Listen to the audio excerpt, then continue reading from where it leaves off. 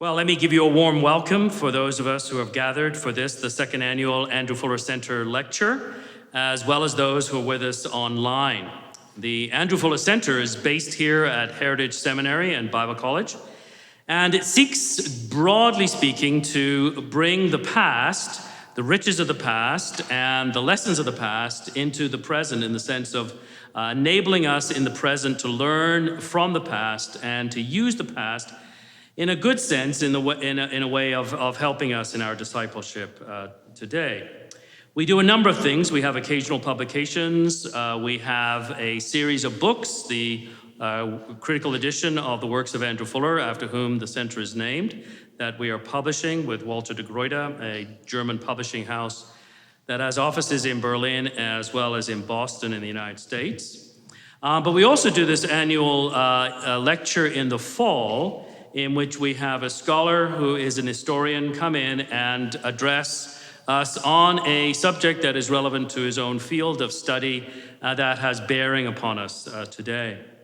Before I introduce our speaker, let me give a thanks to those who enable this. It's very easy to think that a thing like this, all that it involves is the person who's speaking and maybe the person like myself who's moderating, but there are always people behind the scenes, and I want to thank Dave Barker and Roy Paul, who are on the committee that put this together, as well as Ruth Edwards and Dr. Barry Howson, who will come at the end of our time together and formally close our meeting. And then also the man who enabled the technology to work, Russ Schuldeis, Dan Schell, and Matthew Collins. Big thank you to all of you who are enabling us to be able to do this live as well as live stream.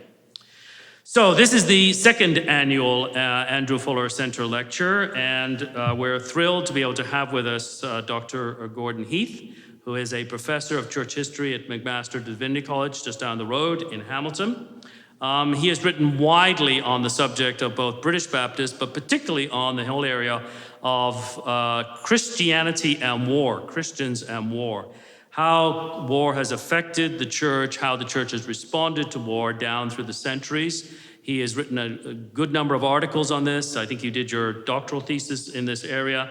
And he has a monograph that's coming out that kind of is the fruit, in many ways, of the years of study of this subject.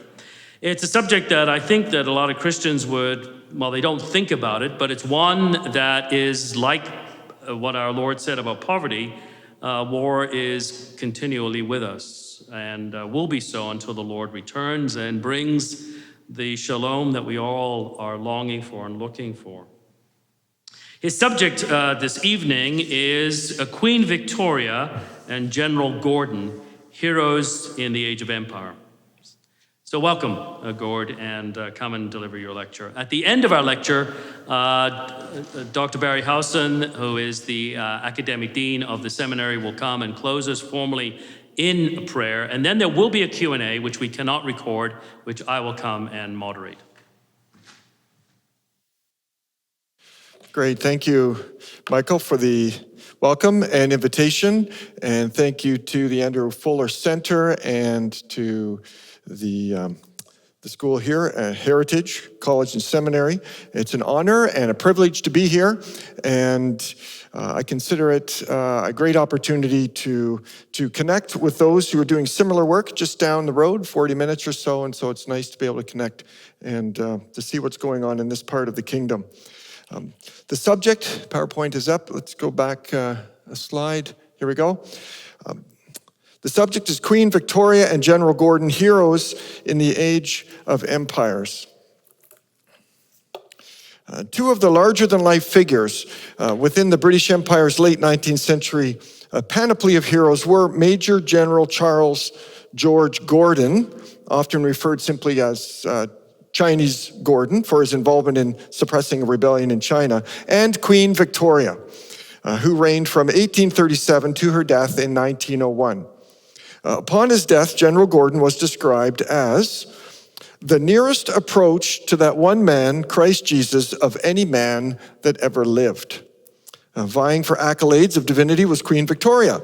Upon her death, it was stated, quote, "Were we in the habit of deifying monarchs, we would not, in Queen Victoria, have the worst example of history for such exaltation."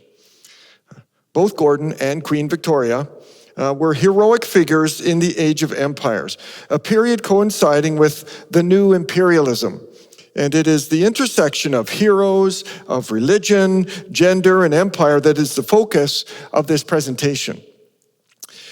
This presentation will detail the devotion of Baptists to such heroes, but will also delve into the role that such heroes played in Baptist life. More specifically, it addresses the role those two heroes played in the imagination and discourse of the church's living in the Age of Empires.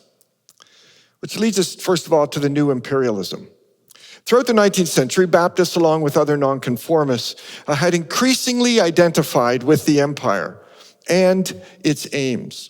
And by the end of the 19th century, there was a potent mix of theological, racial, and imperial assumptions among Baptists within the empire.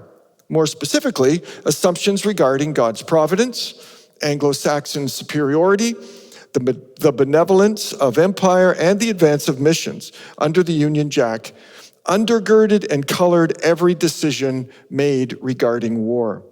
That was especially the case during the period known as the New Imperialism. New Imperialism was marked by a dramatic intensification of imperial expansion.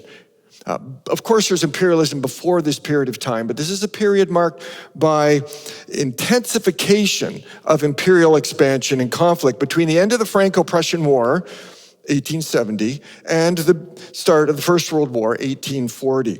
Its origins have often been linked to the Berlin Conference of 1884, where Europeans parceled out much of Africa, often referred to as the scramble for Africa, coming from that. Baptist commentary reveals support for the surging imperial vision. As one Baptist commentator wrote regarding the conference, and this is from a Canadian Baptist, "The blessing of civilization, long bestowed in rich abundance in Europe and North America, and in measure in Asia and South America, seem now destined to overflow, flood with a new life and light the long oppressed dark continent, with its swarthy races so long victimized by every nation possessed of ships and colonies." The quote goes on, "Never before in the annals of history of our race has such a hopeful prospect exalted for the inhabitants of an uncivilized region brought for the first time into contact with strong and civilized peoples." End of quote. Optimism towards the motives and mandate of nations involved in the Berlin Conference can also be seen in articles extolling Belgium's King Leopold II's missionary passion for the Congo. Now, they didn't know what was going to take place in the Congo. If they had, I doubt they would have extolled that work of Leopold II in the Congo.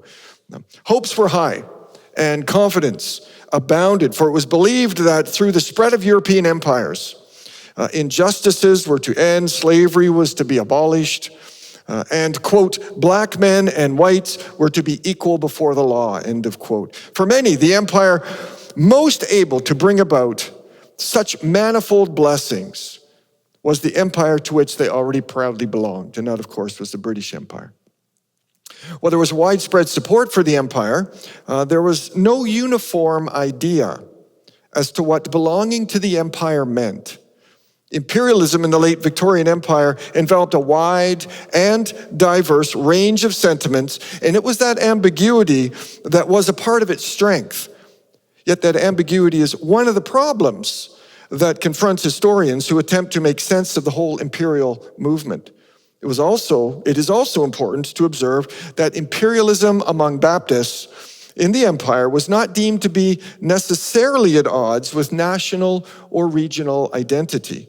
Nationalism and imperialism went hand in hand, and for many were not considered to be mutually exclusive.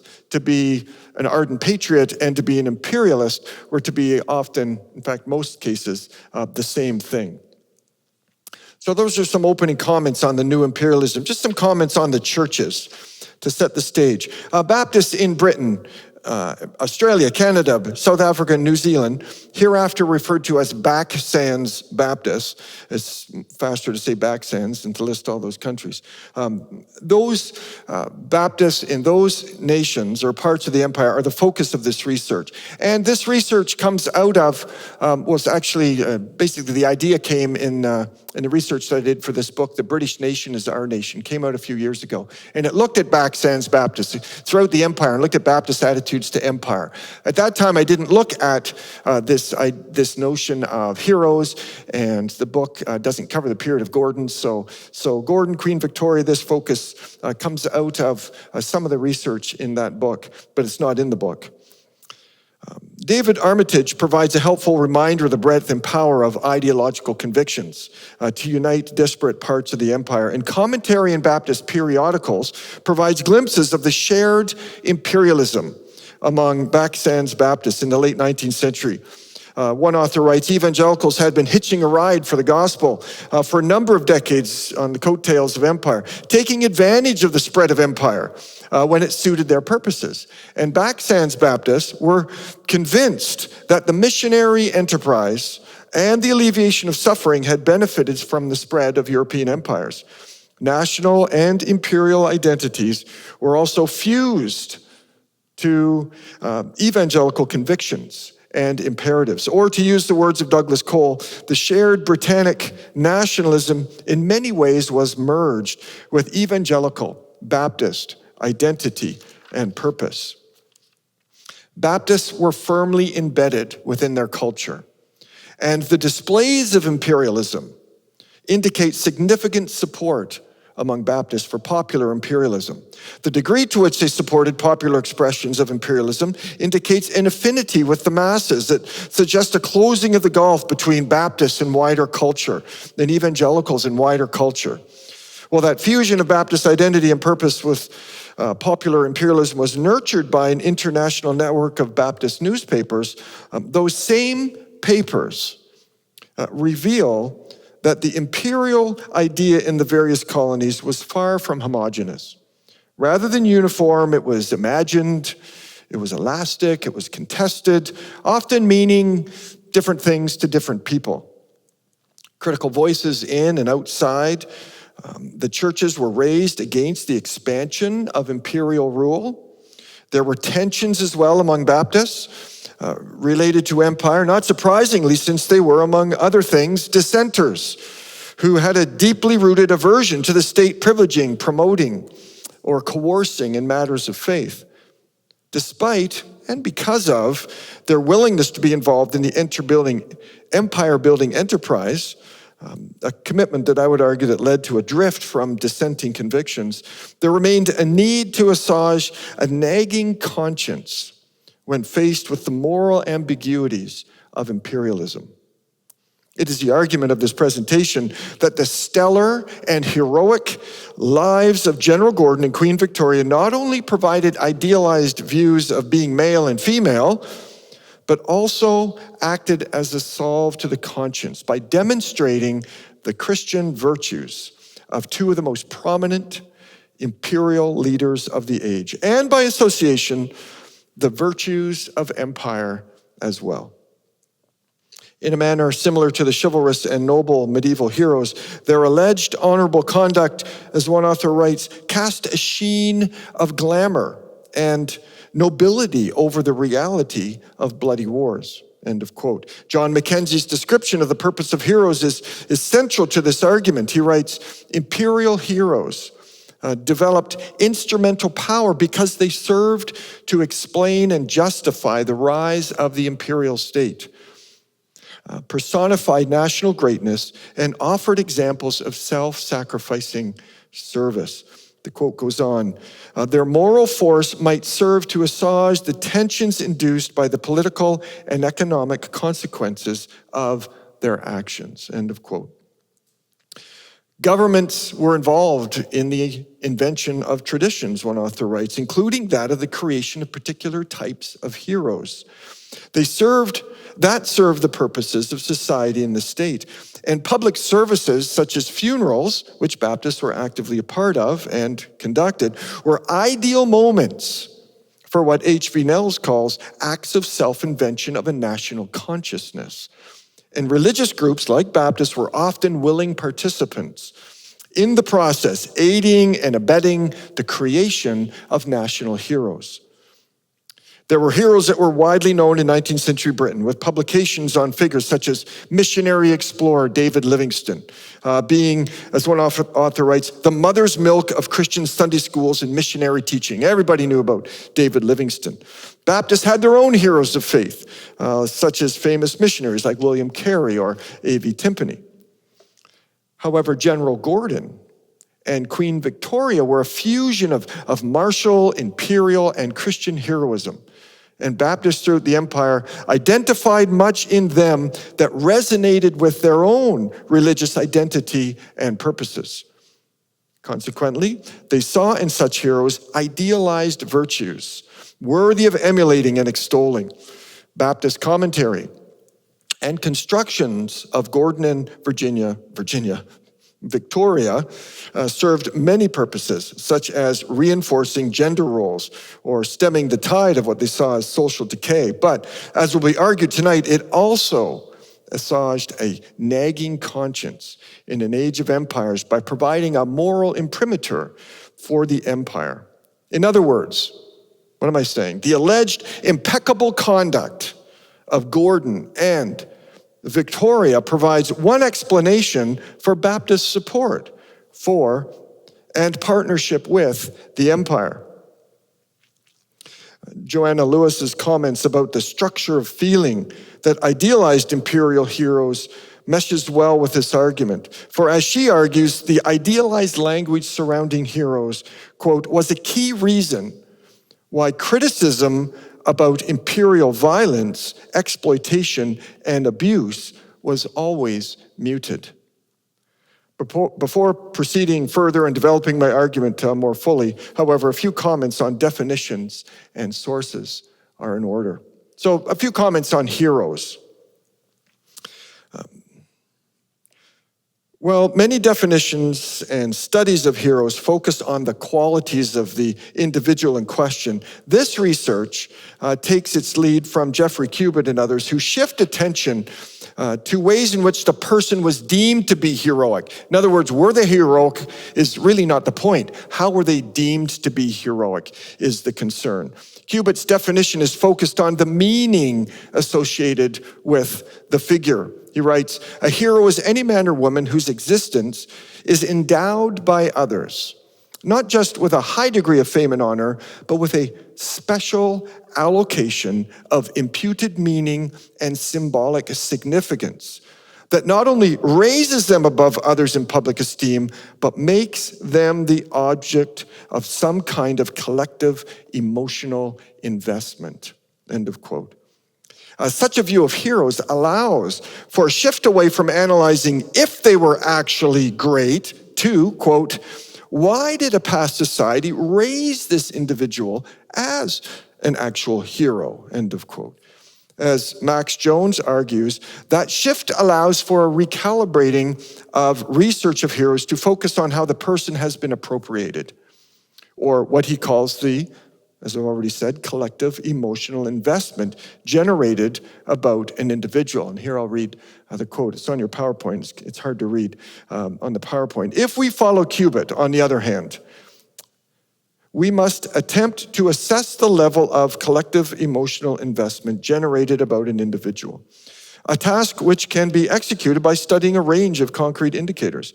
Cubitt displaces the male warrior from his position at the core of the Oxford English Dictionary's heroic ideal. Both men and women can be heroes under Cubitt's definition, as it is the level of collective emotional investment which matters. Not their conduct, but how much is being invested in them, not the possession of characteristics primarily associated with male warriors. That emphasis on the meaning of a person is echoed in Victoria Smith's comments on Queen Victoria. Smith argues that the Queen, quote, did not only carry one symbolic meaning, rather her importance stemmed from the way in which various groups and individuals were able to project different and sometimes contradictory meanings onto her. And that concern for projected meanings is critical to identifying the church's discourse on Gordon and Victoria. Imperial heroes, such as Gordon, were commonly male. As a result, it may seem odd to identify Queen Victoria as a hero since she was not a soldier. Yet being the head of state of an empire with the title Empress of India makes one a decidedly imperial personage. It could also be argued that referring to her as a hero is justified because of the way in which her reputation was socially constructed and appropriated.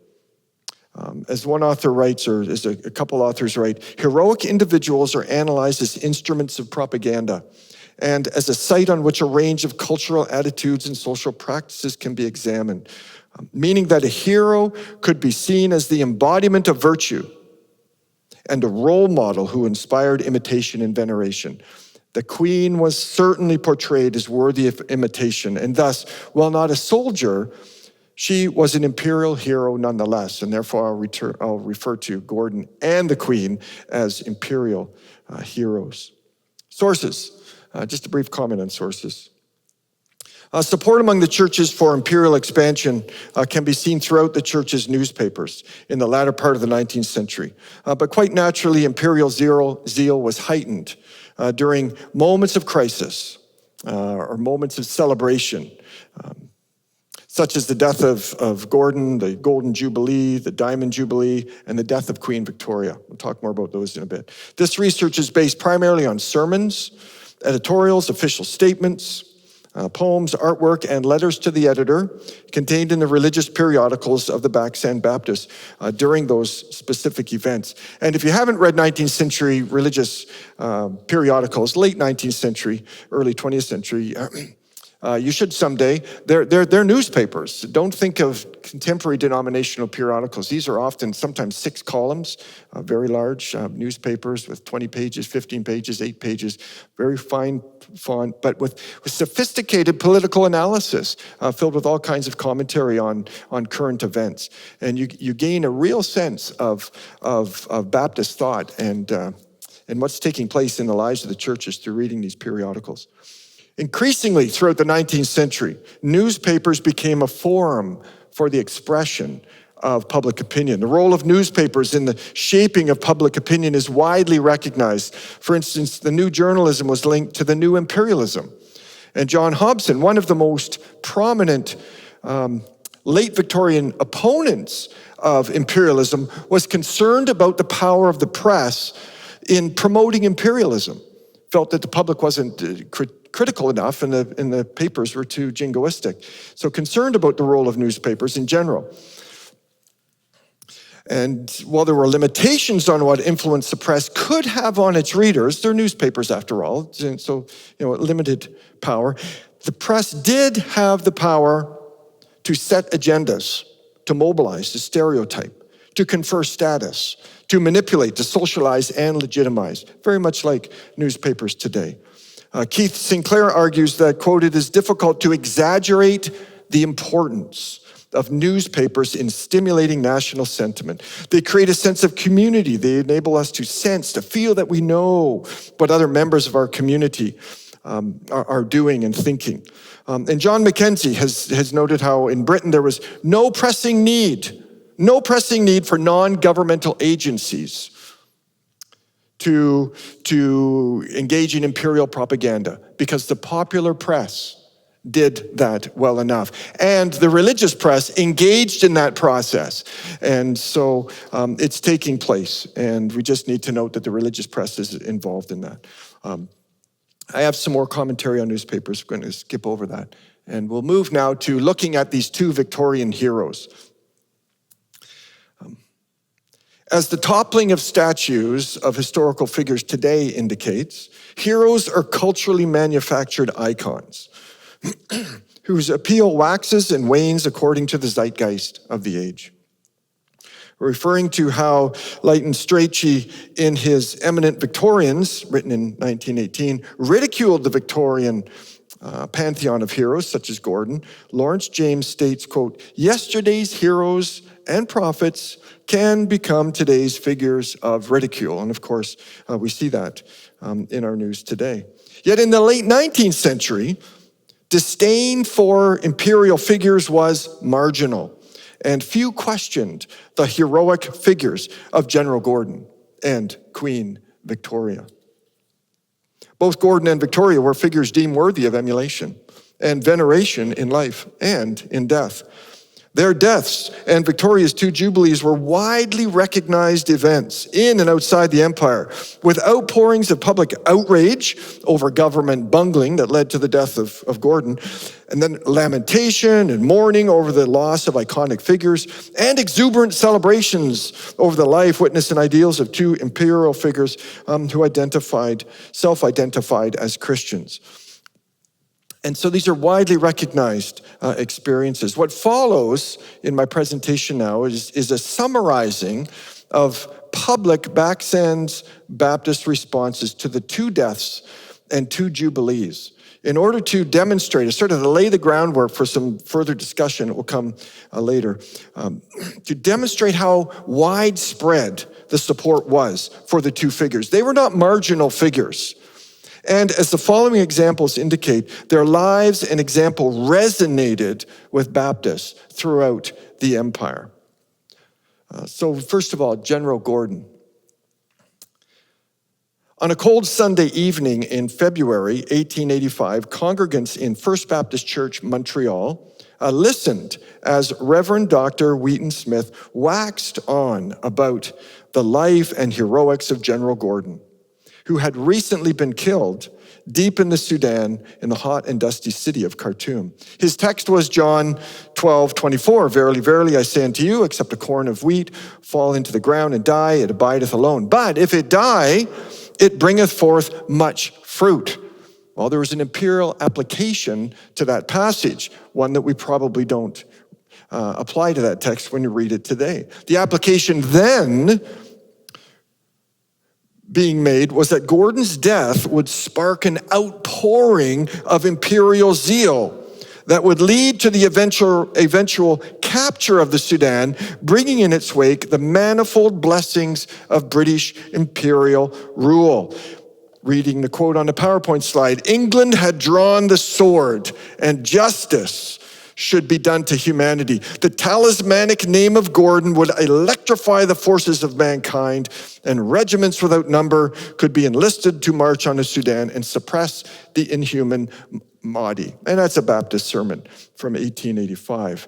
Those across the Dominion who missed the Sunday sermons could learn about Gordon's exploits and death in articles, editorials, poems, and maps in the denominational press, as well as the secular press. Baptist churches around the empire shared in the grief and in like manner commemorated Gordon's death. The New Zealand Baptist, I just provide some examples. The New Zealand Baptist reported that eulogies on General Gordon have been multiplied beyond measure. Goes on to say, "It were superfluous for us to add another to the number," and then went on to offer one anyway. The British Freeman likewise noted public reactions and the extensive number of memorial services. The Australian Victorian Freeman praised his faithfulness, linked his life to that of medieval knights and his death to the ancient martyrs. And British Baptist commentary echoed the medieval chivalry motif and praised his self-sacrifice. Though dead, the memory of Gordon was kept alive in a variety of ways. For instance, in the following years, the pages of the New Zealand Baptist illustrate how he was commemorated in hymns, sermons, exhortations, editorials, and even illuminated lantern talks in the evening. Gordon's "Come Quickly" was applied to recruitment for Sunday school teachers. And a, quote, "splendidly bound copy of the life of General Gordon was deemed a suitable reward for a New Zealand captain of a cricket and football club." A hymn book, and they called it a relic, a hymn book referred to as a relic, actually used by Gordon, was sold for £30 to raise money for a school.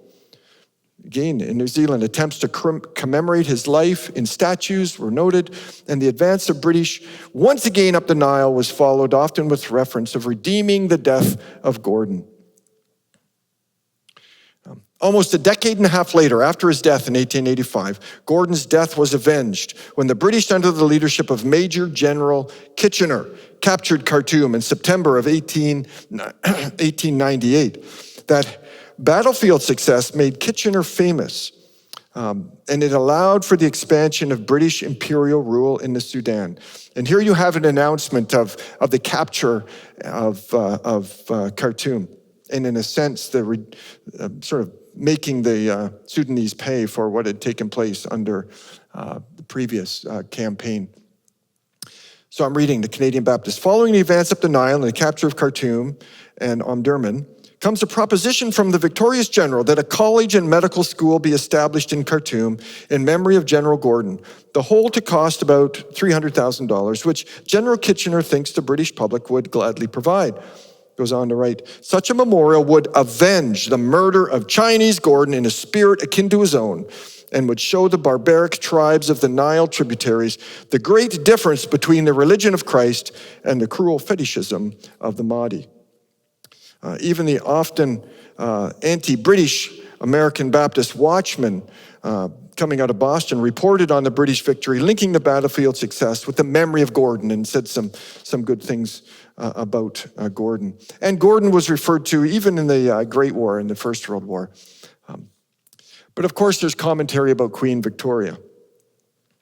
The fact that Queen Victoria was dearly loved by most of her subjects in Britain in her later years seems to be beyond dispute.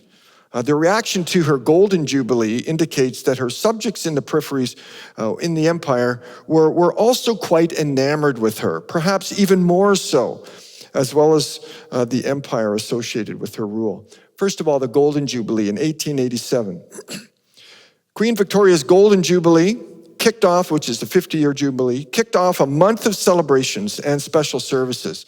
The planning was extensive throughout the empire, as the New Zealand Baptist indicates, and I want to read this description. It's a little long, but it gives you a sense of how important this event was. The Jubilee Day in Auckland will be long remembered by old and young. It was observed as a closed holiday, and everyone was prepared to do honor to our most gracious and beloved Queen. The city and harbor were gaily decorated with flags, etc., and at night the illuminations were excellent, the main thoroughfares being crowded to excess with those anxious to see. Goes on. The only church illuminated was the tabernacle, and by many was considered to be one of the best, if not the best, illuminations in the city. It consisted of the letters VR over the words Jubilate Deo in 3-foot block letters in gas jets, and had a most brilliant effect. Owing to the position of the tabernacle, it could be distinctly seen for miles, and from the north shore across the harbor was plainly visible. It was kept alight from 5 o'clock to 10 and was admired by thousands. That's just one description of how a church and a town in a part of the empire celebrated the Jubilee.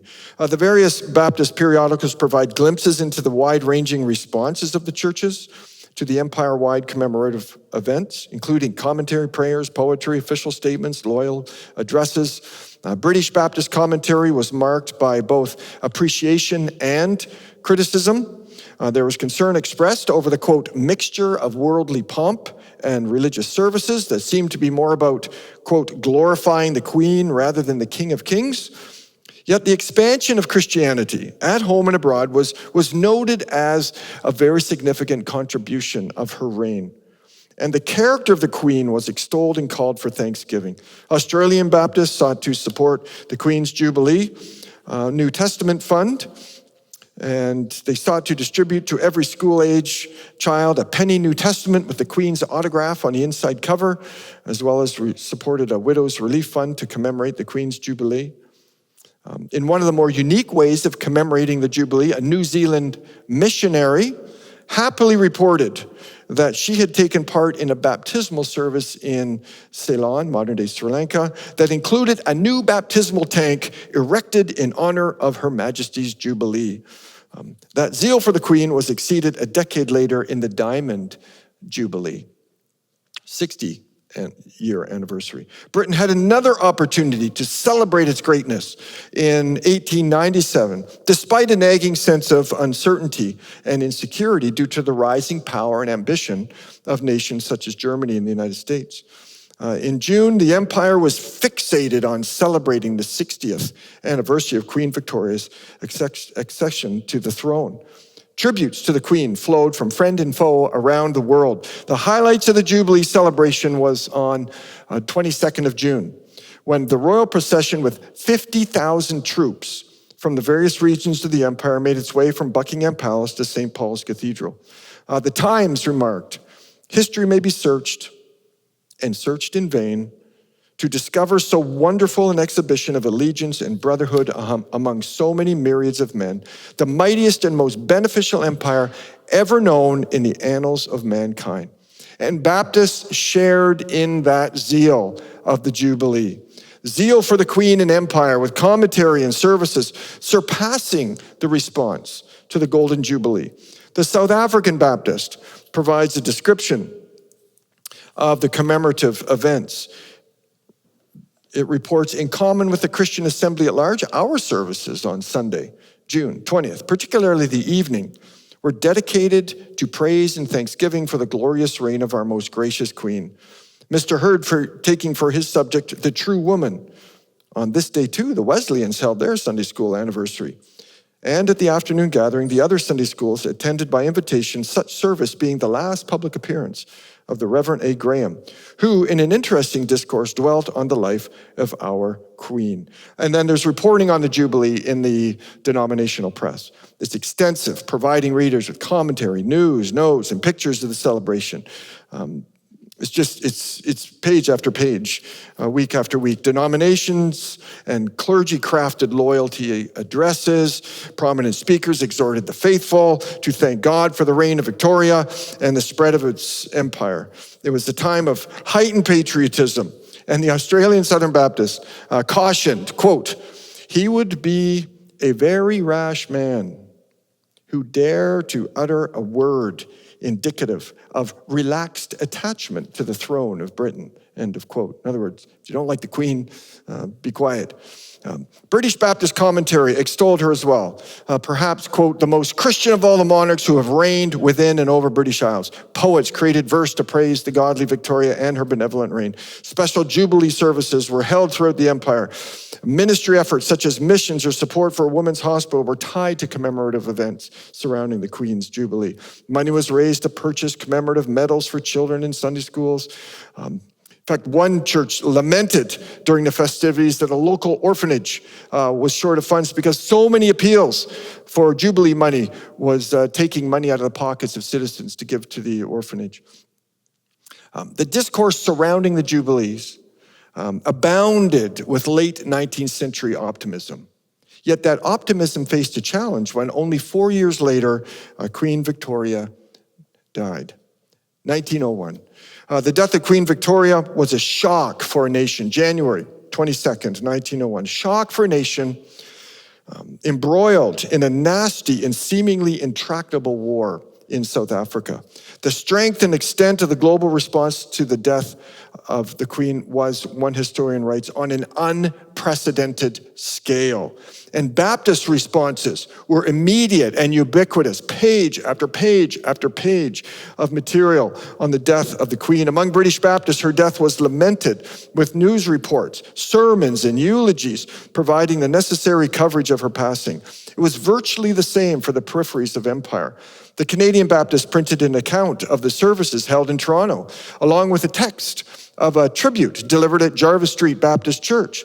It also reprinted the Baptist Convention of Ontario and Quebec's executive resolution expressing sorrow and sympathy over the loss of the Queen. A message by Alexander McLaren in Manchester was printed.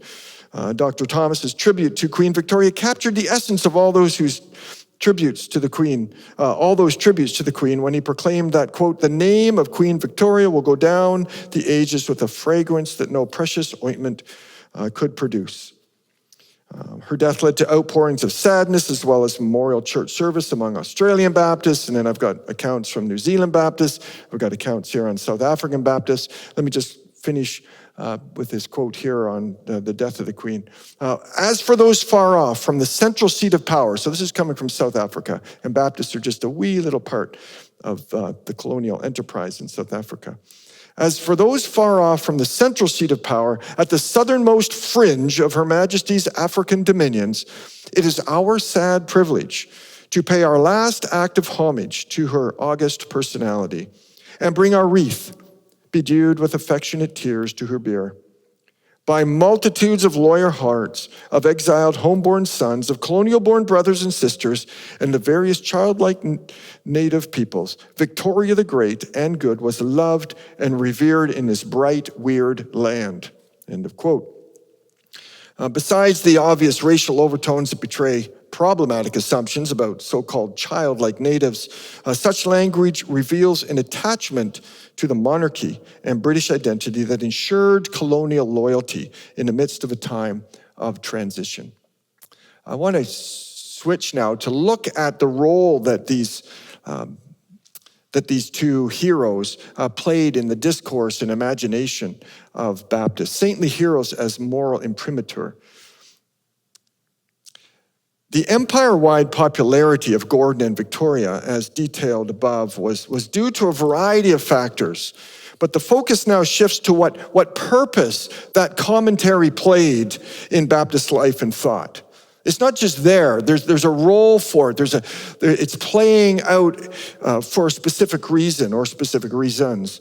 Heroic figures are constructed for a reason, and they serve a function in communities as small as the local church or as large as an empire.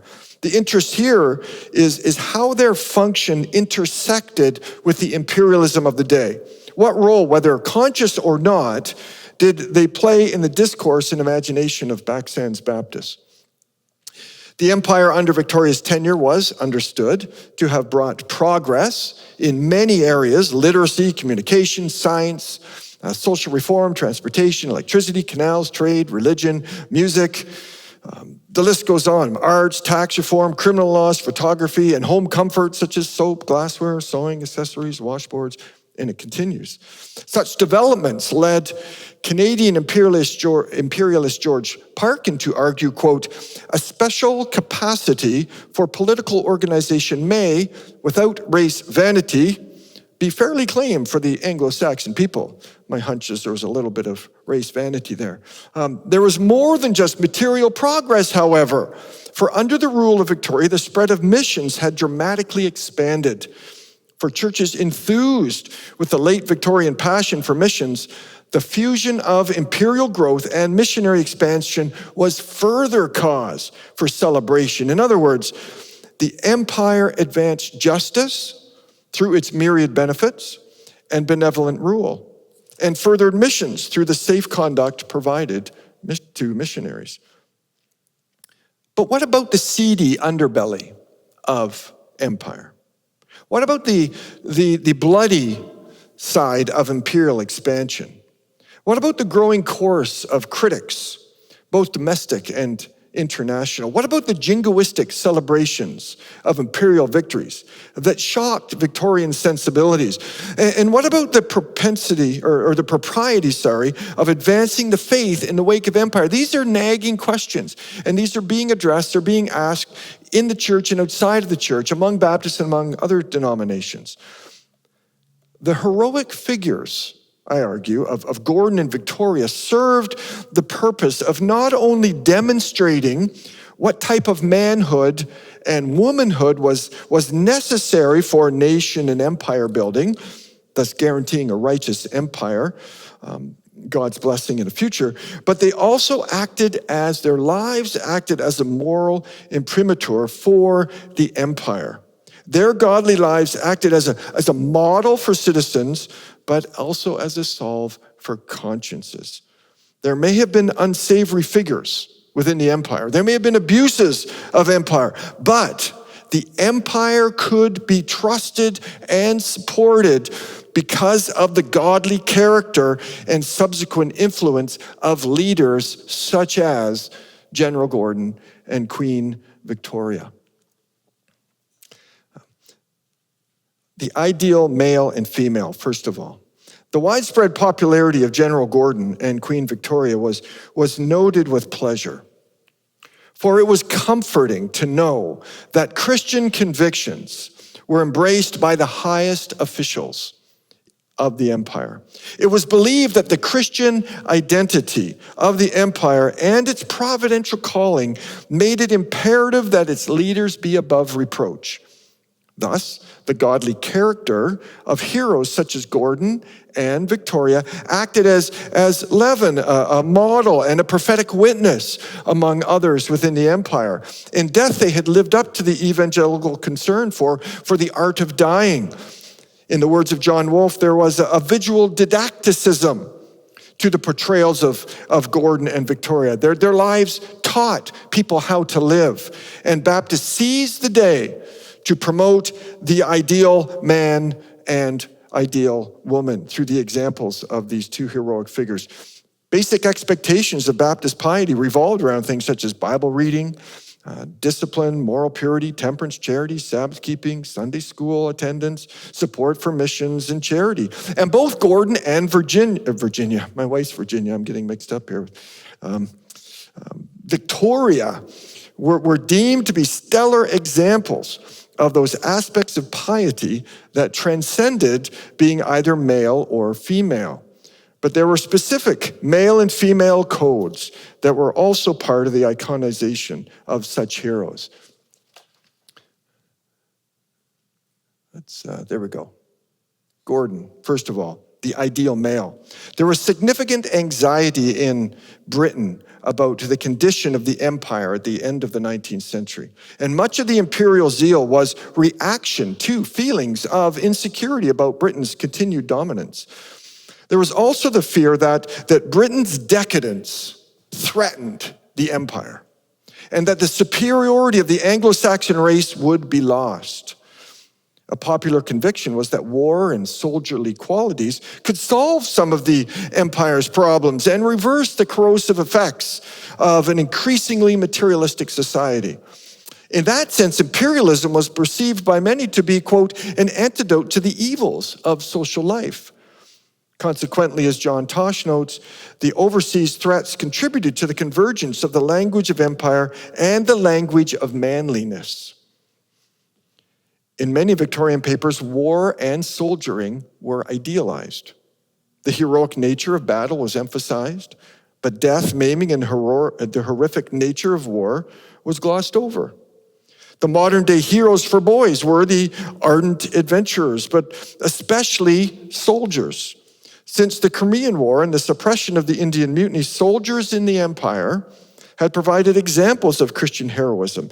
And, as one author writes, abundant hagiographical literature had flooded the press. Soldiers such as Gordon were the modern-day heroes, the ones commonly portrayed in pictures and stories as people to emulate. And they were the ones whose piety and devotion were called upon to defend the outposts of empire. As one author writes, responses to Livingston's death established the preconditions for powerful reactions to Gordon's. The model of the great hero standing and dying alone in the face of the natural and human perils of Africa had now been firmly anchored in the public mind, end of quote. The language of manliness and piety intersected with notions of muscular Christianity. Muscular Christianity is this idea of this late Victorian idea of physical health, moral character, Christian faith, and vigorous engagement in public affairs. It was a movement that resisted common assumptions that quote, religious indifference was an equally normal part of manhood. To be a man was to not be concerned about religion, and rejected notions that Christianity was for women, by offering, quote, an arena where male virtues and powers could be used for religious purposes. Gordon's life exemplified such a code of manhood, and portrayals of Gordon reinforced specific idealized notions of manhood. In fact, his life was deemed to be a testament against accusations that Christianity made one weak or was a weak thing. With Mark Moss notes, virtually every facet of society teaching boys that the warrior was the ultimate masculine ideal meant that there could be little mistake about the message. That being the case, faith and soldiering were reconciled.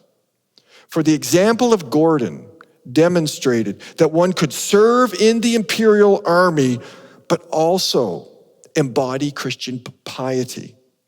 He was a Christian knight, portrayed as a Christian knight in the Baptist press, fighting for the right. Not long after his death, he was referred to as a soldier saint and a martyr. A striking fusion of the secular and sacred. As one author writes, a blurring between metaphor and literal truth in the matter of fighting. Linking the martial activities of the empire's soldiers with the faith. But second, the ideal female is also a part of the discourse of the churches. The queen was considered to have embodied womanhood in its gentlest, I'm quoting here, purest, most regal, most enduring forms.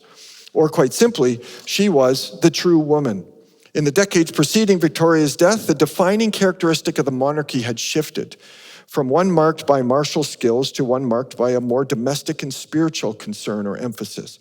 Part of that shift was due to the Queen's domestic interest, and part was due to her strong Christian faith. The Queen took her faith seriously, and the Queen took her faith seriously, and for that reason, churches saw her as an ideal Christian monarch and an ideal woman. Not only did Victoria embody all the religious idealism behind the establishment and maintenance of the British Empire, but also embodied all that a Christian woman was to be and do. She was, as one British Baptist commentator declared, more than just a queen. She was the true woman. 19th century clergy had consciously sought to shape conceptions of gender through ministerially written obituaries, and it was through those obituaries and memorial services that acted as such that the churches, upon the death of Queen Victoria, sought to capitalize on a great opportunity to present the Queen one last time as the ultimate example of Christian womanhood. In the words of one Australian commentator, she was a great woman, a good woman who loved justice and followed after righteousness. It can be said of her what could not be said probably of any other sovereign the world has ever known, that she lived and died without reproach. She was a Christian queen, above worldly mudslinging and moral compromise. And while her subjects could not be a queen like her, they could model her Christian virtues and in home and in the workforce. Yes, she was a mother, but she was also an empress, straddling the domestic and public spheres. And because of this, her example was even more compelling. Victoria was understood to have maintained a virtuous life despite the constant and seductive pressures of power in the upper echelons of society, and had established an impeccable moral standard. In fact, it was argued, and this is critical, it was argued that her personal influence was so powerful that she had slowed moral degeneracy in government and high society, and instead had, quote, lifted up the nation's moral status. Unlike many of the men in power, her life was an example of true Christian virtue. And for a church that was concerned with the decline of traditional morals and the increase of a woman's participation in the public sphere, Victoria's virtuous life and commitment to family was no small matter. Her commitment to character, motherhood, home, and empire was considered to be just the type of role model needed for the nation's ills, and her example was worthy of emulation by both women and men. Which leads us finally to my final point, provided a moral imprimatur, a stamp of morality upon the empire. It gave it a sense that this is a righteous empire. How can one question the righteousness of the empire when you have such leaders? The focus on the impeccable character of General Gordon and Queen Victoria was fused to troubling questions about imperialism's potent and pervasive mix of race, social Darwinism, paternalism, trusteeship, providence, nationalism, jingoism, hubris, and missions. They're all mixed up together in this age. Despite the link between the spread of empire and missions, a link central to Baptist support for empire, it was clear that empire building was a nasty business at times, and consequently, it had its ardent critics. Little Englanders in Britain, those who didn't want the expansion of the empire, were alarmed with the rapid expansion of empire. Jingoistic calls for imperial armies to paint the map even more red were disquieting to those wishing for a less ambitious and aggressive approach to foreign expansion.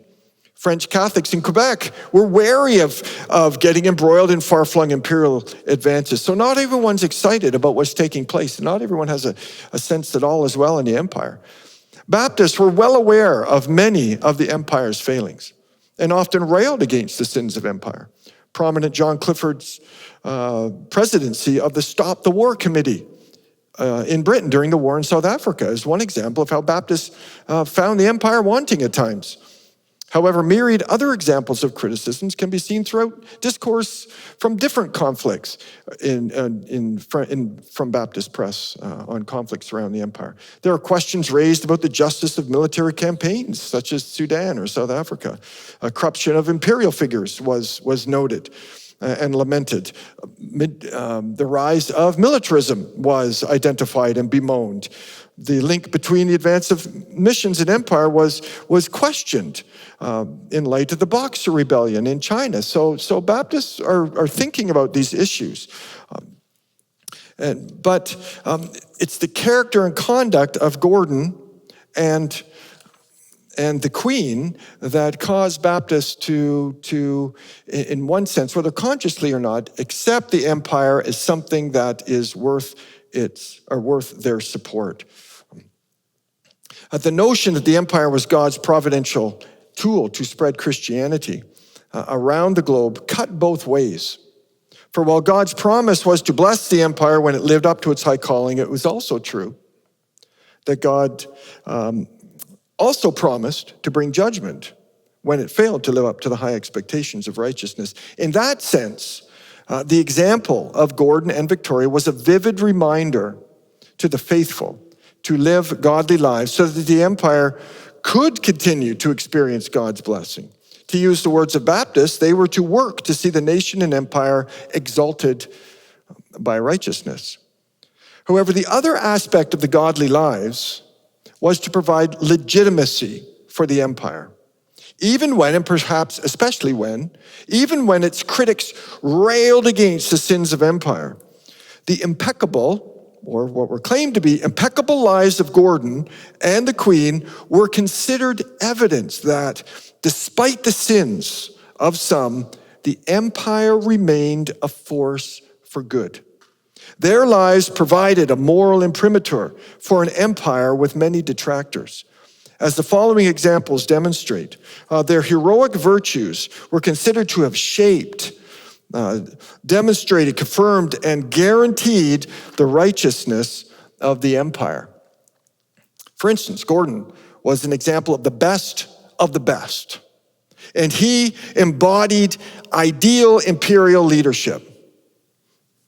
His was a life of sacrifice for the good of others, one who, working righteousness, serenely stood champion-elect of right and human good, as one commentator says.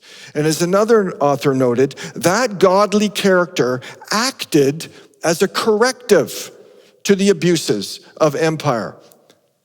Author writes, show and luxury, the spending of time and money on eating, drinking, dressing, were offensive to Gordon. He preserved an almost Spartan simplicity, like a fresh breeze from off the sea on a sultry day. Health-giving, inspiriting is the record of this phase of his career. And in these days of feverish greed for profits, of ruinous competition in home and dress and table, of growing luxury, the corrective it affords is trebly welcome.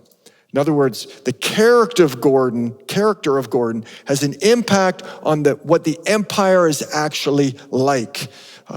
He's a godly leader who impacts those around him, acts in a prophetic way as a sort of salt and light in the empire. This idealized life of Gordon is clearly illustrated by an elegy crafted by English Baptist minister Dawson Burns. Burns emphasized Gordon's courage, defense of others, the exemplary quality of his life, and the working righteousness that he called, is what he called it, that benefited those under the empire's sway. And this poem was published in Britain and in Australia in a Baptist press. And I've got the poem here, but I won't read it because of time.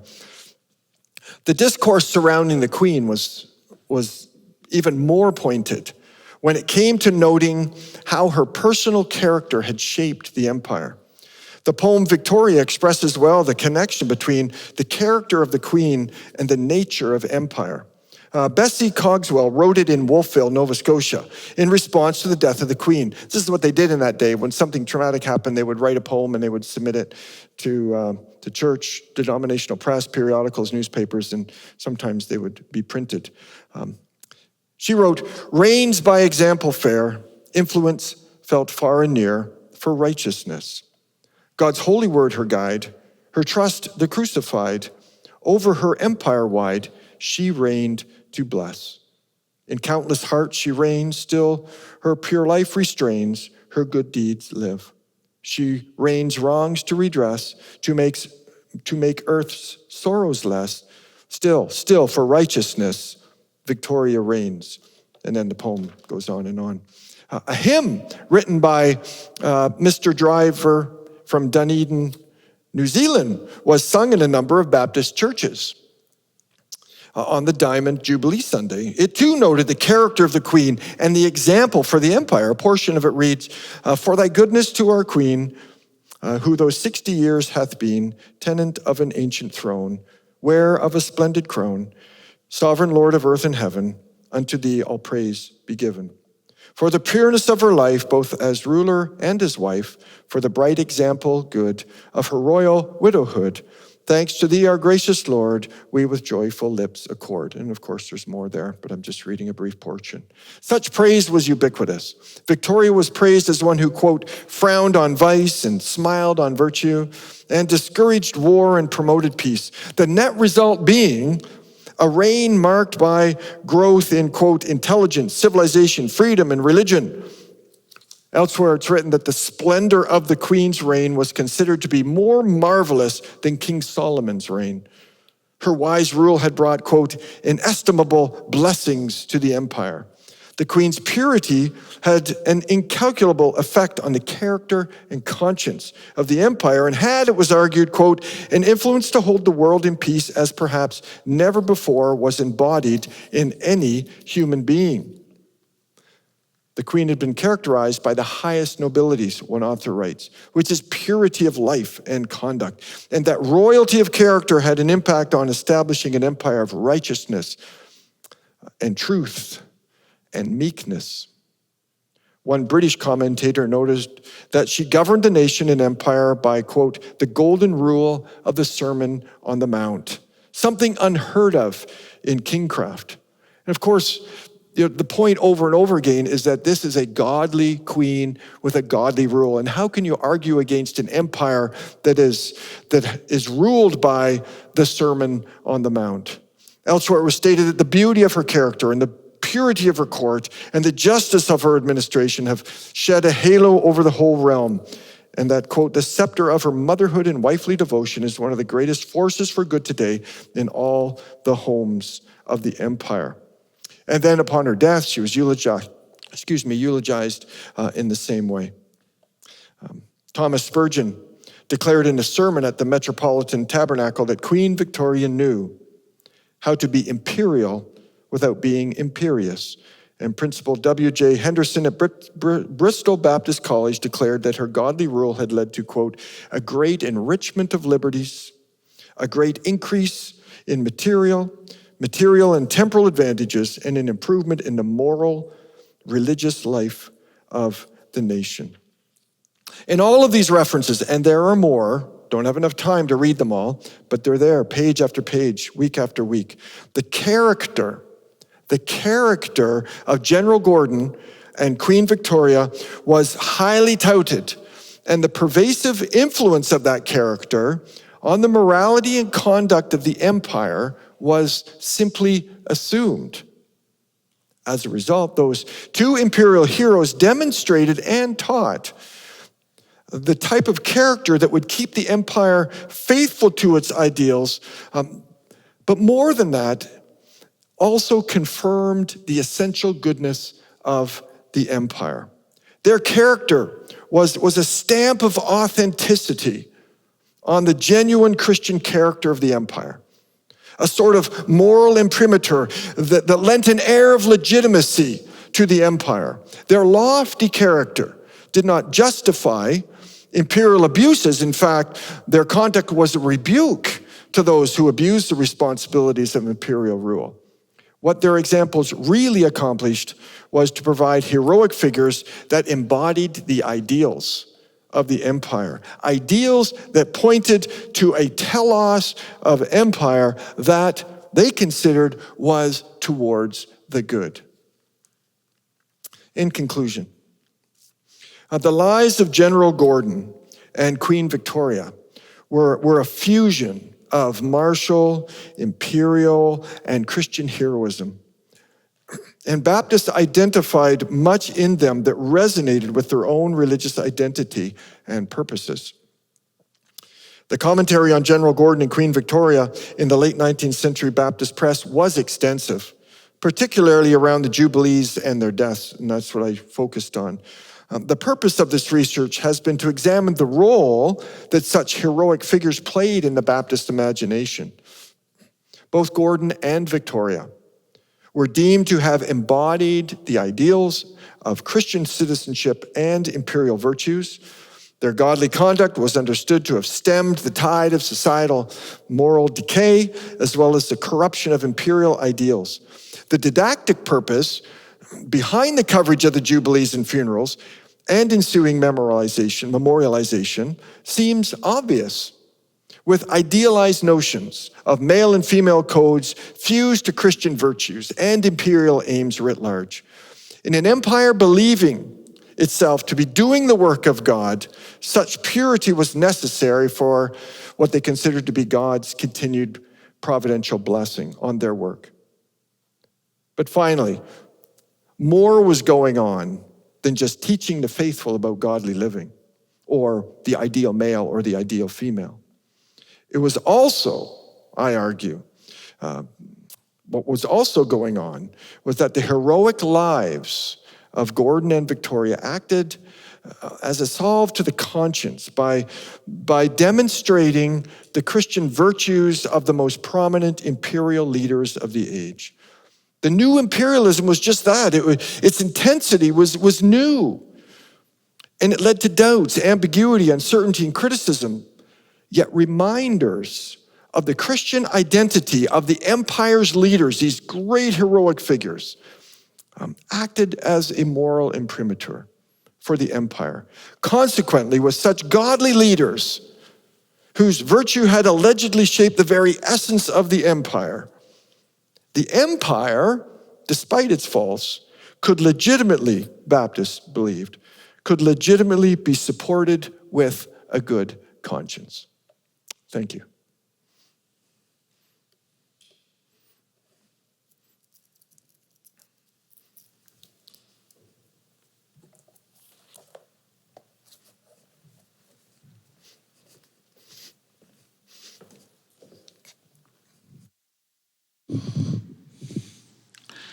Thank you, Dr. Heath. That was very helpful in thinking through the whole subject of the relationship between politics, state, and the church. And so I think there's some lessons there for us. We'll close in prayer now. Our gracious God and Father, we thank you that you have called us to be your witnesses in this world. We thank you that you have enabled us to think through our place in our culture. And we thank you for Dr. Heath's message today, his help in thinking through the relationship of state and church. Many questions come to my mind as he related those details about Victoria and General Gordon. Father, we would pray that you'll help us to learn. We need to be constantly learning and bringing the faith into our thought as it intersects with culture. And we pray that you'll help us to do that. And so we commit ourselves to you. We do commit Dr. Heath and his family to you. Pray your blessing upon them. In Jesus' name, amen.